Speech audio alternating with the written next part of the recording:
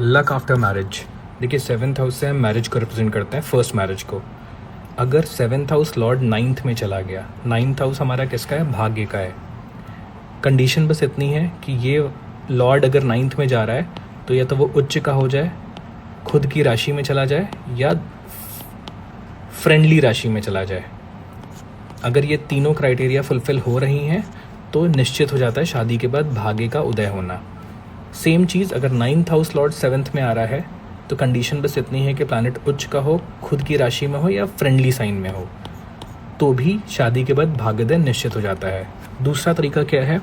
शादी से लाभ का। शादी से लाभ तब निश्चित हो जाता है जब 11th हाउस, जो कि फुलफिलमेंट ऑफ डिज़ायर का है, गेन्स का है, अगर 7th हाउस लॉर्ड 11th में जा रहा है, चाहे प्लैनेट नीच का क्यों ना हो, वो रिजल्ट्स देकर ही रहेगा। मीनिंग शादी से आपको लाभ देगा ही देगा, क्योंकि रूल के मुताबिक as per Parashari 11th house में कोई भी प्लैनेट बैठा हो, चाहे वो नीच का क्यों ना हो, वो जातक के डिज़ायर को फुलफिल करेगा ही करेगा। ठीक है। तीसरी चीज़ आती है सुख। हमने देख लिया भाग्योदय, लाभ भी हो गया शादी से। अब इम्पॉर्टेंट जो आजकल मैटर करता है दैट इज सुख।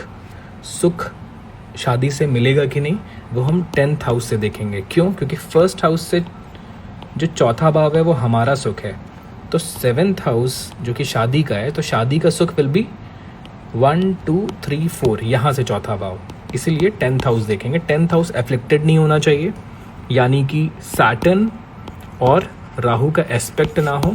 जितना ज़्यादा अच्छा 10th हाउस होगा उतना ज़्यादा सुखी होगी मैरिड लाइफ।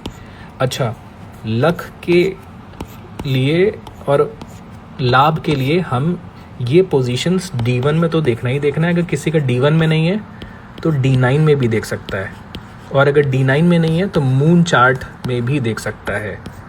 लक के लिए और लाभ के लिए ये तीनों चार्ट्स मैटर करेंगे। किसी एक में भी बन रहा है तो आपको ये लाभ निश्चित है।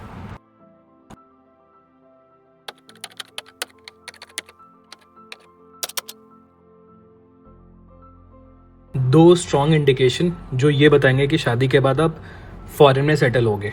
पहला इंडिकेशन, अगर 7th हाउस लॉर्ड 12th में बैठ जाए। 12th क्यों? क्योंकि 12th हाउस फॉरेन से लाभ का भी है। या 7th house Lord 9th house में बैठ जाए।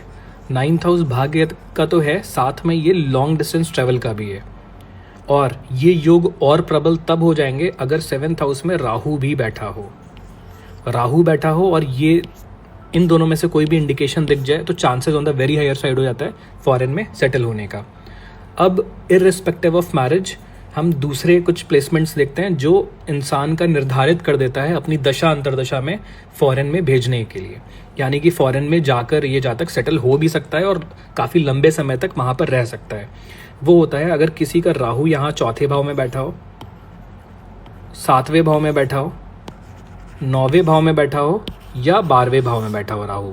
तो ऐसे जातक देखा गया है कि अपनी दशा पीरियड में ये लोग बाहर जाकर पैसा कमाते हैं। या फर्स्ट हाउस लॉर्ड भी अगर 12th हाउस में चला जाए तो भी देखा गया है कि ऐसे लोग बाहर से पैसा कमा रहे होते हैं या बाहर जाके कमा रहे होते हैं। या 10th हाउस लॉर्ड भी अगर 12th में गया हो तो भी माना गया है या देखा गया है, इंडिकेशन मिल जाता है। एक इम्पॉर्टेंट चीज़ कि सुख भाव अगर किसी का एफ्लिक्टेड है, क्योंकि पहले कलयुग से पहले जब सुख भाव एफ्लिक्टेड होता था उसको देश निकाला दिया जाता था, उसको एज अ पनिशमेंट के तौर पे देखा जाता था। लेकिन कलयुग में इसको अपॉर्चुनिटी समझते हैं। अगर किसी का सुख भाव एफ्लिक्टेड है यानी अच्छा नहीं है, शनि बैठा हो या राहु बैठा हो या दोनों बैठ जाएं या दोनों दृष्टि डाल दें 4th हाउस में और ये एफ्लिक्टेड हो गया, तो भी देखा गया है कि ऐसे लोग फॉरेन में जाकर सेटल होते हैं। एक चीज़ ध्यान रखना है कि फॉरेन सेटलमेंट का मतलब हमेशा ये नहीं होता कि कंट्री आप चेंज करोगे, एक कंट्री से दूसरी कंट्री जा रहे हो। अगर आप नॉर्थ से एक्सट्रीम साउथ भी जा रहे हो जहाँ पर लैंग्वेज चेंज हो गया, खान पान चेंज हो गया, पहनना ओढ़ना चेंज हो गया, तो भी मतलब जियोग्राफिकल चेंज, क्लाइमेट चेंज भी हो रहा है, तो उसको हम फॉरेन सेटलमेंट बोलते हैं, है ना। क्योंकि जिस टाइम पे लिखी गई एस्ट्रोलॉजी उस टाइम पे सारे कॉन्टिनेंट्स एक थे, अलग अलग नहीं थे, तो उस टाइम पे लॉन्ग डिस्टेंस ट्रैवल को फॉरेन सेटलमेंट या फॉरेन ट्रैवल बोला जाता था। अभी हम लोग इसको क्योंकि इंडिया हमारा बहुत बड़ा है, तो आप एक एंड से दूसरे एंड तक जा रहे हो तो भी हम उसको फॉरेन सेटलमेंट बोलेंगे, वहाँ से लाभ बोलेंगे, राइट। अगर आपको वीडियोज़ अच्छी लग रही हो तो प्लीज़ फॉलो करिए, क्योंकि बहुत मेहनत लगता है मुझे वीडियोस बनाने में, अपना अलग से टाइम निकालना पड़ता है apart from my office hours. And thank you so much for watching my videos.